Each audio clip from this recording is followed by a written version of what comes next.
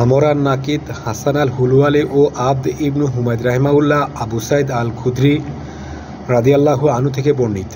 তিনি বলেন, রাসূলুল্লাহ সাল্লাল্লাহু আলাইহি ওয়াসাল্লাম একদিন আমাদেরকে দাজ্জাল সম্পর্কে এক লম্বা বর্ণনা দিলেন। দাজ্জালের বিষয়ে তিনি এও বললেন যে দাজ্জালের আবির্ভাব হবে, কিন্তু মদিনার ফতেগাড়ে প্রবেশ করা তার জন্য নিষিদ্ধ ও হারাম হবে।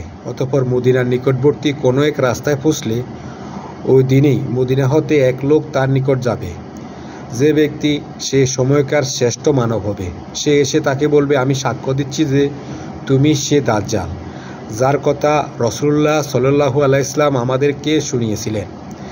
দাজ্জাল বলবে, হে লোক সকল, যদি আমি এই লোককে হত্যা করার পর পুনরায় জীবিত করি তবে তোমাদের মনে এ বিষয়ে কোনো সন্দেহ থাকবে কি?